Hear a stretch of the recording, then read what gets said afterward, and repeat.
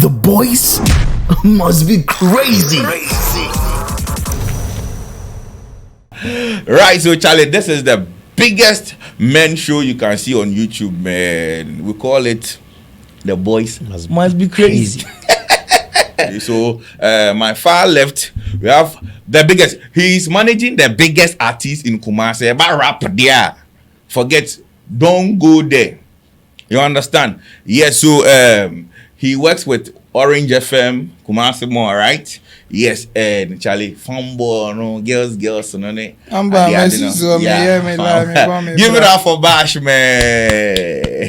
Give them sugar. Right, so next to me here is my boss, my senior from KNUST. Yes, on alumni, agenda, yes, and I mean, he's your favorite MC's MC. Omboge go Chromo and China. And I only good MC in China. So what you say? Right, we both serve that radio one, right? Yeah. Agenda for give it up for my boss portfolio, man. It's an honor, you know, to host my bosses. The Jam God. What interview Tim Westwood? Guys, Tim Westwood in the CV, man. Tell them. So they call me Kobe West. AKA the Urban Radio Jam God. Yeah, Urban Radio in India. We DJ Slim through a Chrome DJ Slim Christ or no when you need new school, new generation, new kid, new law. Yeah. On one can see and find it Slim. And they also yes. So on this episode, we are talking about why men leave women they struggle with when they get rich. Men's side of the story. We hear about this all the time. I mean, the women have been bashing us from time immemorial. Say, and I be man on the baby na. Omutimi kwa de share say enunti na new girls no more ban name pay the baby because if you struggle with the man, onyes can automatically obey jail. Now we are here to share our side of the story. Yes. Portfolio the remember say onya ware crowd you close to family man kaka. And on niggas be bree. And I'm money girls mbonkro. They say one bob bread will be out. Why you say you know? What's the sign guess and you know? There's a reason to why. What's the sign guess? And never I go be serious.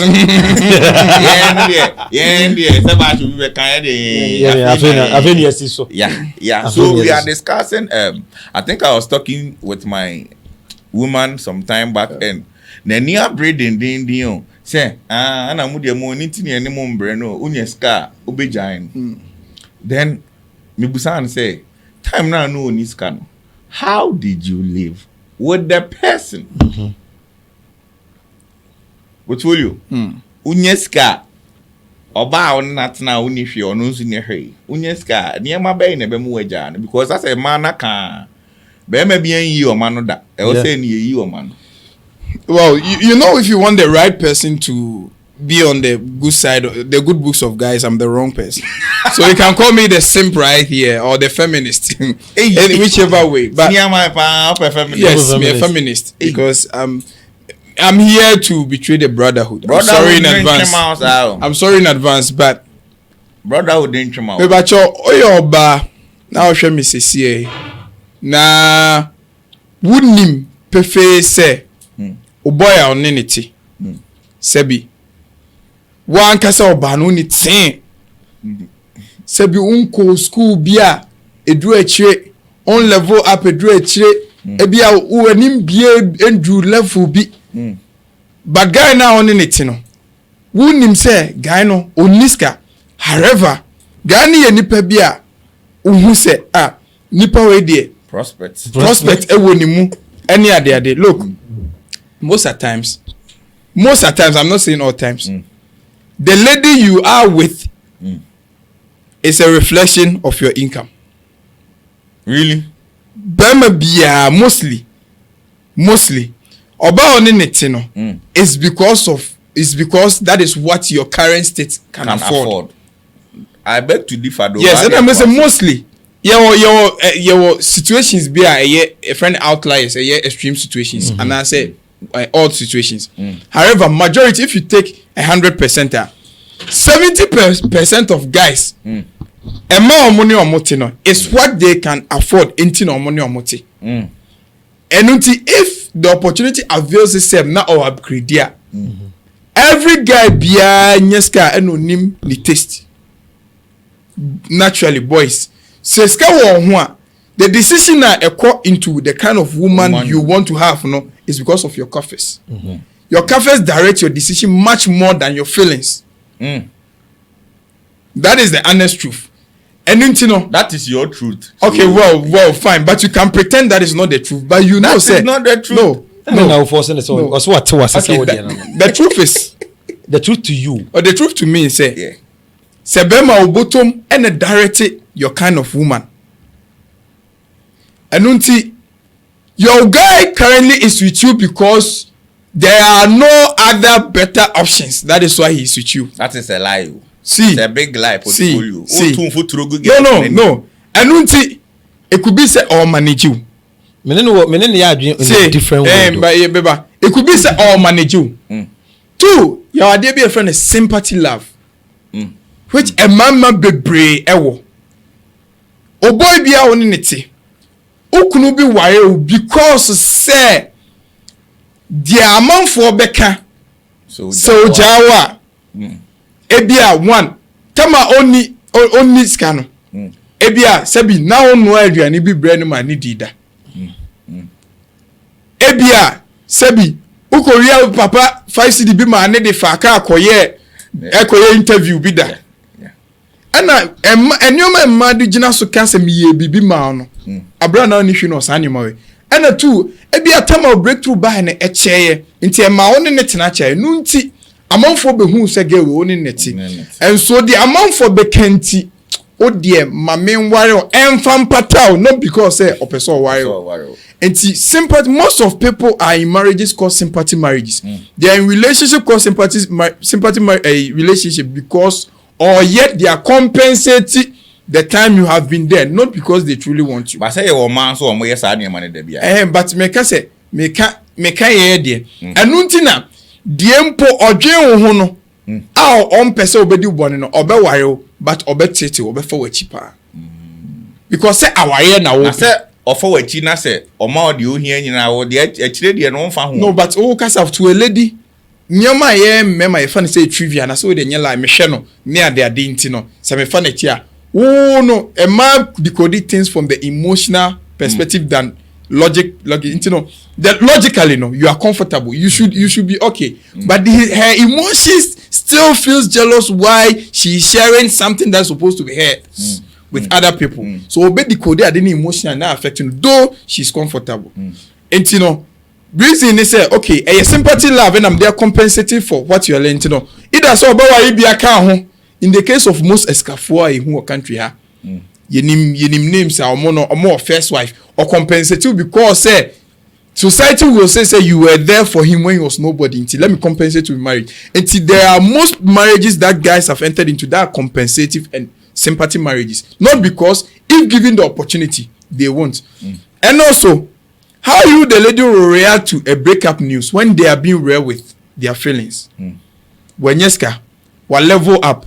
Wako na nimsim wako school ni ade mostly no emema eshia o girl up say you're different between your girl that and your girl this what I say bema bia ego bia apart from said natural one and nyamede man say bema or ego no the second part of ego bia bema bo the amount for beka fa na yere ho that be true.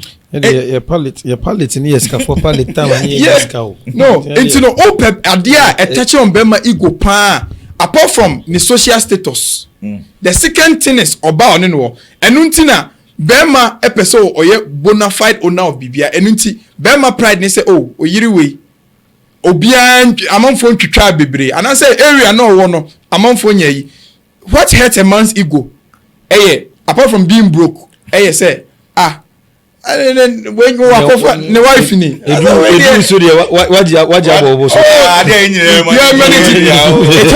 so what people say about your man and so when even oba wo homa bema bra onis kakra na o level up na wanti mi amachi amba medura se bi nyame enu no kre eya na den say be man no be show off and I say obetimi show off because o person ko yi ase a ne nam for lawyers na ehia o person she I was say konkomo no who relate dinner no mo kwa dinner na nyukwan say ukohu ade bi o dinner na say na o hwe ade no strange say ade ani hin na o feel say enu nti no be man no feel say at a point in time I was so match status enti most men no dey ade wo ho ne say we will still manage you but still find an option that we can use to offset sade no or shortcoming no anu na mani nim ye no oba ni de onu obeja kra what you say but ebia bema de obetimi a compensate you with marriage and settling with you ti obon say your bema bu ha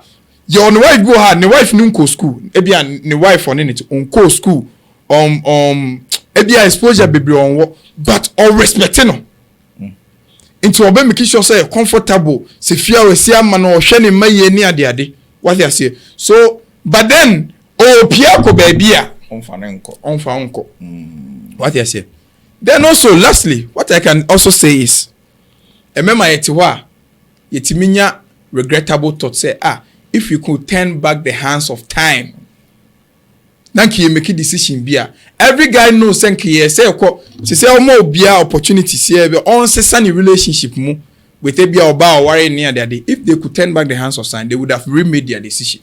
Really? Yes, a lot of guys would have remade their decision with their current relationships and wives near their day.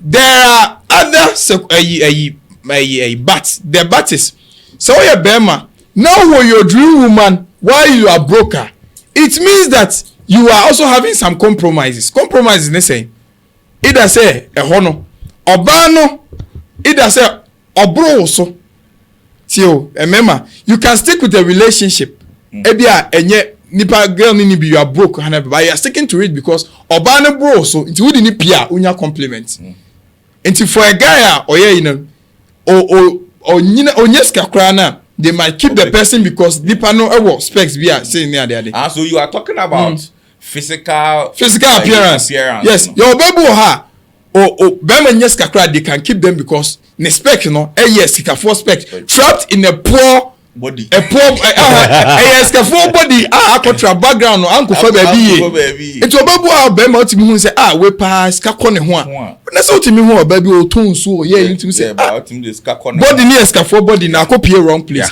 it no sa no bema level up kra na otimi de oye what you say eno wo honom but then apart from that in there a lot of current relationship is a result of na bash no esika oni oba bre uni hwe o da single room say what level up otimi anya range be what of 5-bedroom house be o see where girl there ne be mo where sa leading say pot can say be say unya ska na o palate like o taste as a and not necessarily say o taste necessary.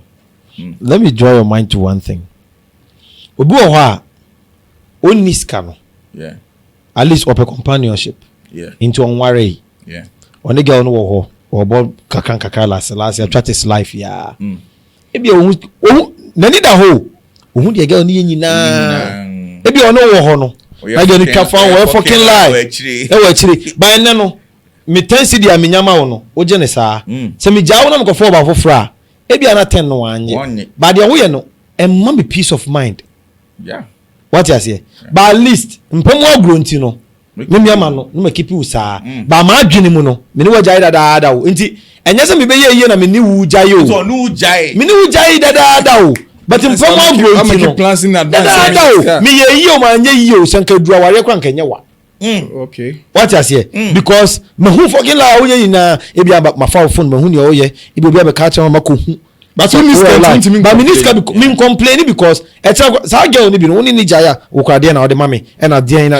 enye wo ni jaya no mu wo mu na o de Canada into ja into enne no you can't afford financially say oboka kwa den oboka for ba foforo because afa na okope no na wa uni into ono otena because ono so nya ne kakra free baby e no no wo tena as to whether she loves you or not no dan chain because e bia ho so man provide baby obeda ebi abeba okono ogoje ne 300 bia oba ba be down chain to what sort in the accommodation ube ye na wo be ware a utu wani na o ha ge ipa na me nibi no ntimi ntina me ho na ona mema so binim be 4 5 6 ebi oni mema be 7 8 for the past 2 years 3 years I on a date ba ge oni trim no na unimo because ono so no twa fa with yes ba wonim ba senior man na cool because also the man no yes into ono ebi ono ni fa ne say ebi a me na me nje me kese but ye koje sika no ebi kwa ma me bi o koje wade say ono akoye wadwuma into na boys do so no akoje ba me dem ye main chick and I'm your main guy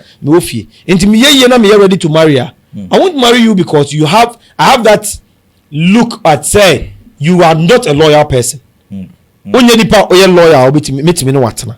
Enti se be do one at time na be man the luxury of thinking of who he wants to spend the rest of his. Enti na ka say o worry you spend the rest of your life with the person. Enti we your ba me person me ne tena na. Because me ne tena when man tena be ma ba ko. Because sacrifice ye na ye.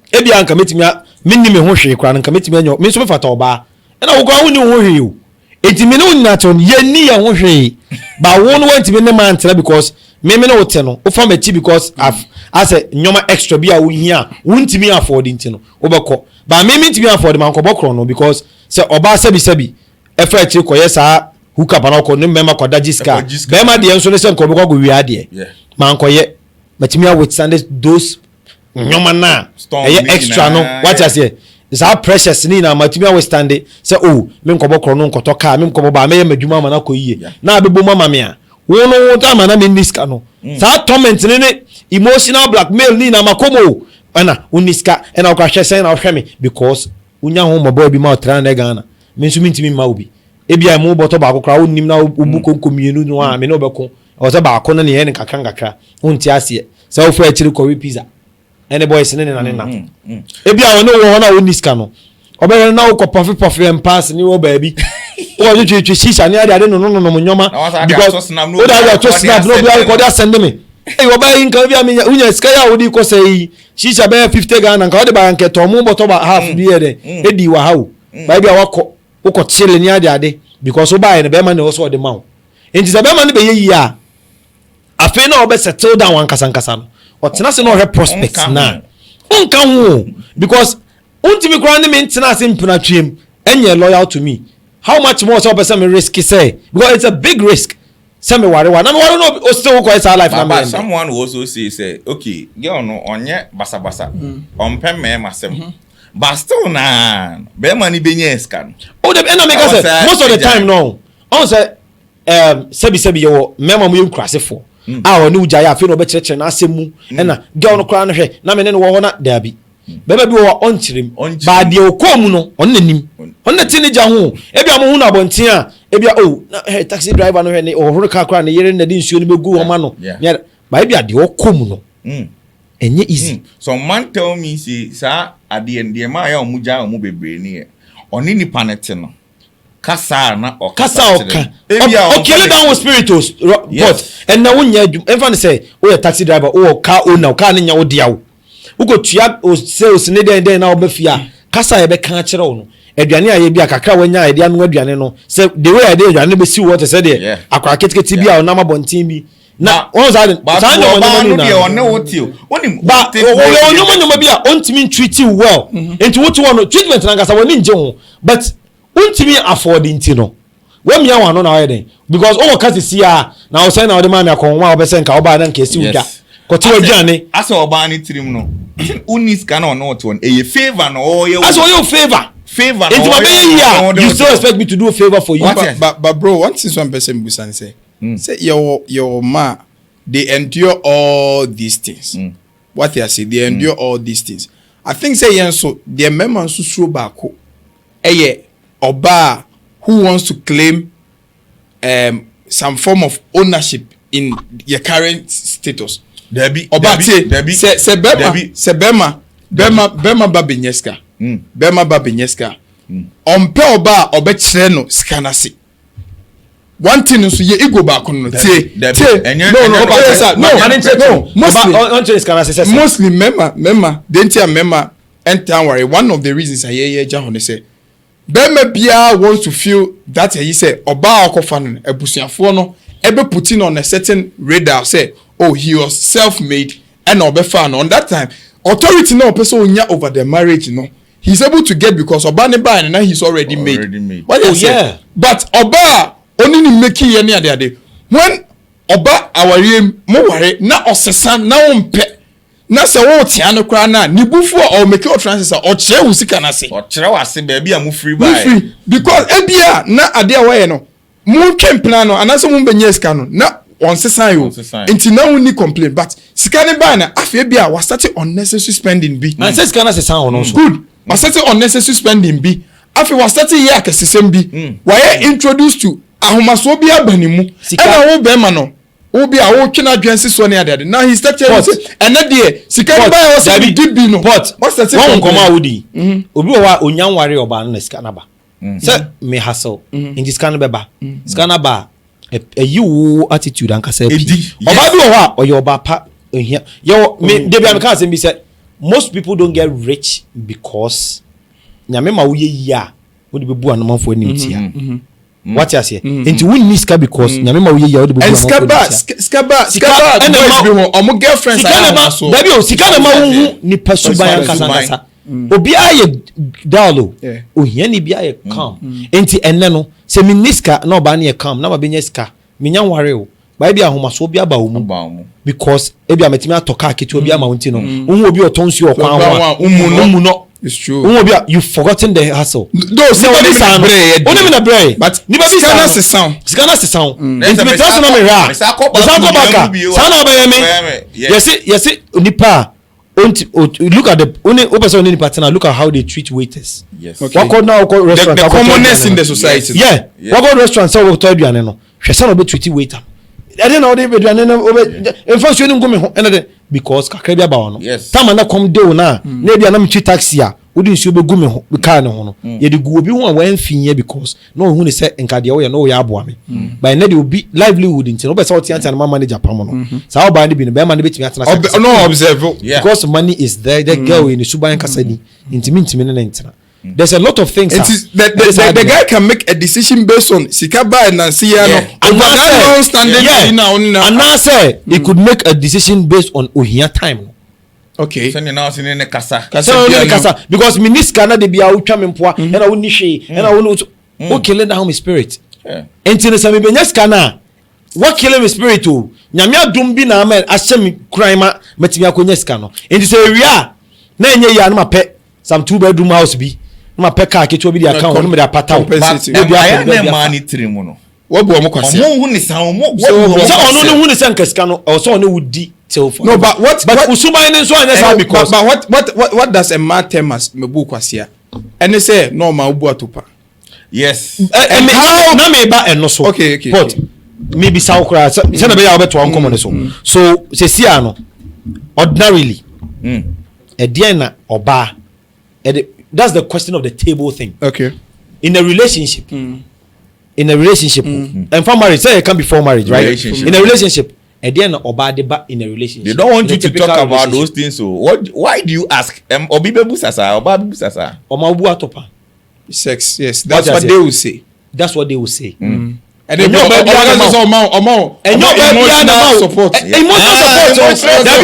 emotional support no na oba ne ba na woni sika that they know twi wanim no yes and no emotional unya issue ketua bia no the emotional support no na otia wo no do sika na yo ma enti nkomo ye di no ye di for nkofo a nipa na be ma na ye ya wan ware omo yo obi o wa one be oba na bra be dru ba bia ma wa de wa ware no ye can the enti a omo ya anware omo no some of the problems any ye can from a man's perspective then also I am also tempted to think that sometimes a kwanya bia offer sunya ska no there time bi wo ha bia na opportunity bi ba ma be ma no senka obetimi a break it through in the die moment na omo kire omo no e na obesusu ho e na de means na man need guy need nya ska na obepe advice no onim say e dirty. Yes. And so wo oba no because of desperation na ho change ka say onkoye it is nipa no genuinely onye genuine means bi eye ya obehwe otutu because e kwanya otu ma wa make it different ba no obeka chese chale Eyabo, you say you do way, na Kenya, you know. Who see an advice say, obey or a desperate say, Yantimi and Chenya Mini. Yantimi and Kenya Mini say, I didn't know you know to say, Sebi, Ebi, a wood dear, and a dream, and I work a dream in Urbanica Sequoia. So, one yes, I didn't know, say, Yanko Post shall naturally, I obey yourself. It's make a say, or no what do into Okayana, Oka say, oh, as Messi say, Yankoya diwi, inquire diwi, and Kebenyeska, and a 1 penny anye. From that time, wafana hwaju wo. But only mean jai because I was all on so the whole back. There's another angle say the lady no on chitio. Obe on san kasa kasa twiti enchiro. Ba we obi a steady ade a. Asa ono wote wono obre. Onya comfortable. Woni scan no time na unya scan. Onya comfortable. But on timin kan. But the body language. Enu mum kwa den kai beka se wo kwa. Na sa won scan unya comfortable. Metiasi o but obi wo ho a minim dia meka. But okay say maybe because can say onye okay with onye comfortable say you say mudidi mudidi alright o but onu obenya na ko live life bi on farmer no yeah but ohun ni say oja hun so a obefka so you ungrateful yes enti onu wote hono as so let's come to something that's called I think say ladies also have spirit of discernment, sometimes betting, endurance. So say, hey, Ujana no the breakthrough aba. Oh yeah. And tell them, mommy endure she. Obuha sometimes Obuha man knows a number of years. Say drew honor say newman yeah. Maybe any drew honor newman na yi. What I say no san unim na dream po. But what in the behavior be ehu. Yes. Sometimes too. Finally, one thing we are also not talking about is how a man tama omuni tama ya din say ba ware omo tama ya making they say udru stage bi na unyeska omo nkomodie enya kono because onte new level na say new level up to no ematam bia mo ware mo relationship enyinya because kasa bi imagine say uko business contract over and wine with your prospective clients na client ni oba na oba ni betimi aba be embarrass say I didn't know who could business date with a lady on this annual man. Yeah. There are some girls who are uncommon no. There are some girls who are a level of riches no. How intimidate you? Yeah. Me my date obia. Yeah. Or catch him say there be media me pane car if you name me kunu name ma. Na hu obi nso wa ware a o ka say. Wa ware for o ma. Also no obo pa ese ni kunu be ka de o kana because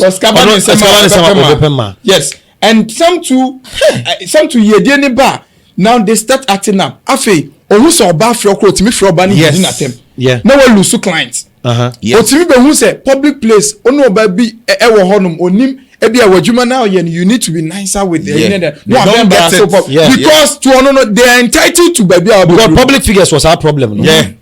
You need to be nice to everybody. Yes. I mean, I can't say kochiti, but as long as you need to be nice to everybody because I know this kaba. Yes. This is very true. Yes. Yeah, and it's a big process. So, MC, wedding. Yes, na bridesmaids. Omuna di adwuma iba because ebi aba akwa ware no. Next one wo. What be yade na momoni age ho an. E no de be fro. Ba ebi a omuna na ya. MC we kwade o yade. So imagine say be a birthday of ebia right what post to happy birthday no what Tracy girl the number emotional intelligence and one Tracy girl number some conversation be about and you are posting too many so I do say if you about corner me posting I didn't know me posting how does it matter to my life how does it matter so sometimes conversation any communication when they don't level up Emma relationship ni nyinya until the people so keeping now you are always stressing and over me take away food from your table and your family and so you have to go the hard way and make a final decision. So communication is in my money because sometimes so there na unya ska unsa to kesi ya kama o say na make unya tu I say sometimes jollof no fie first way any rap here but jollof no fie but sometimes we kondo and one more I don't know it also go but I know but also konya they are conscious and unconscious factors. Into wrapping up, what I want to say, oh your bar now ne bema ewo ho. Now you can make a decision say media I don't want to take that risk. Me ne be man bre. Right. Enti me bo me ho an modi aye adwuma to attract the kind of man I me pe. And now say only be ma wo ha have an exit plan. Exit plan is saying only be ma wo ha keep yourself busy. Upgrade yourself. Never to team say anytime be I think say one mistake and then say so far as the person think they are with you where you were nobody means they are entitled to your riches. Yes. Which is very risky. Who your banner doing something is very risky, especially in this age where there are a lot of uncertainties. To have an exit plan. Say relationship with jita. Are you taking solace in what you may be away? Skill be our senior. You don't feel you have lost. I didn't be nisika sem ni bibia na kuma nyina ni ade ashe relationship na relationship ni boy he feel all his wealth has come crashing down because Bema na share Bema na any bibia. But if you're in a relationship, borrowing the words of Mibra Penny or Cham Kwame, you shouldn't feel attached. Just get connected. So you enjoy whilst it lasts. That's what I would advise. Bash. Basically, no. I was send a portfolio canon. When you get into a relationship with Obia, Bema, and that's all your Bema now, also we're getting well, girls can also equally be rich and then leave you. What you say? Yeah. About my, you know, a dog you. No, you should know the kind of person you are with. Yeah. And China man name be do 6 years and son wabi huni pa banya away. Red flags and also and you need to accept the fact that Bema me wono. If or your Bema me person me netina accept the situation now wono. And then help him level up. Basically in African society no, a man share memon crime or more den. Or mutimi bo mo ho adwuma yi. Senka me kwa adwuma ba, the kind of atmosphere I come home to meet. The kind of conversations I have with me area ebia onye adwuma wo fie no. E ma me nso me den. E ma ahanti me sorry na me kwa adwuma. Se adwuma m kra eye messia. Me ba fie a minim say wife wo fie obejujuma kuma ama me.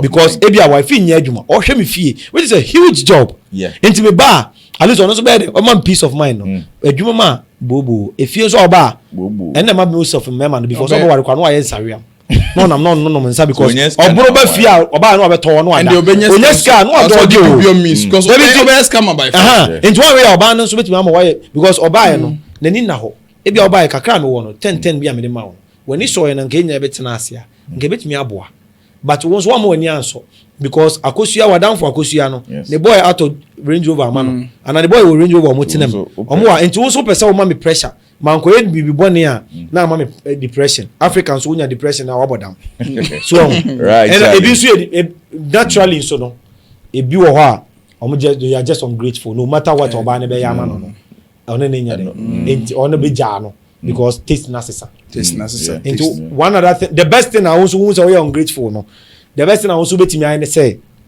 e hia okra na pe taste that means say yeah adwuma yie sana wo be yie a when jaoba right.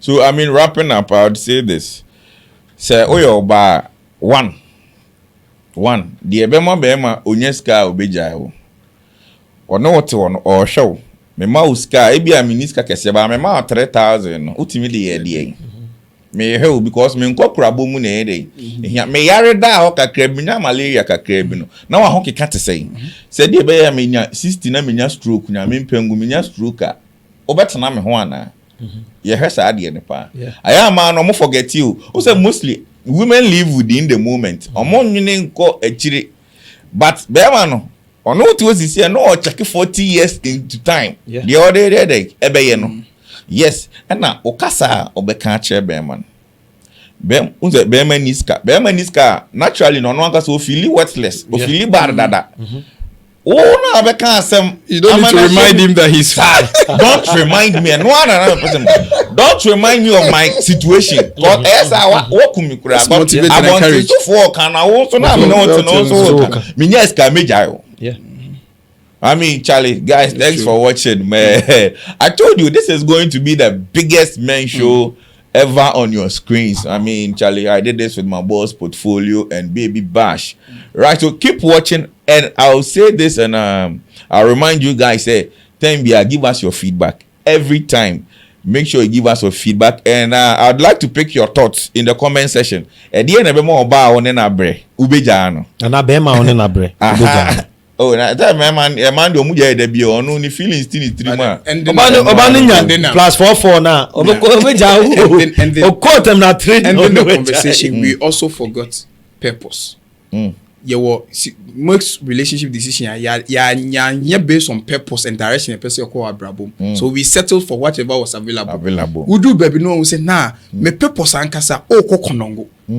Ayo ko akra. But obana ofa no konongo no betimi do wasi. After konongo oni the capacity to take you self konongo. It will be share obi o konongo a onu mom na betimi do akra. Eno sa na e was say take firm decision whether it will hurt the other party and compensate or ask for forgiveness and leave the rest to nature. Because sometimes purpose can make you truncate with that being said, no. Say ebi a obano so betimi a level up ama it just like the sana wo kan there. Nko obano betimi a level up no the wadru ho. Or the wadru. Nti no so wo na wo ka say ono so hu hawa. Obu on threshold ne konongo. What I mean we are far behind time but I mean purpose is also very important. Yeah. I mean lastly no any man does but we dey o say make producer ma me kan we answer. Unse obu ho a they are not built for a very very rich kind of lifestyle. Or you okay with one house, the African dream, one house, one car, nikunu nenema. Yeah. So what you say? Yeah. And he said, also, Beman, we are very ambitious. Or mumpe. Yeah. He was money born naturally. Obompa etiaw. Sir, and you say, Ubenyes can rock off a mile, but to ono unto me that kind of riches no into a person mo level. Yeah. Say any panel. So also Beman. Also hena se nipa anasa oba na emu no hena se be ma no you too ambitious and try man in yes cancer jani time na onya nya na no cause eduru a nkomo nya ne de obeja ne de nkomo no I mean Charlie once again thanks for watching from men's perspective we are telling you the honest truth whether you take it you don't like it or yes it is what it is so mental sanity it is what it is. We will catch you on the next episode, man. Peace out. The boys must be crazy.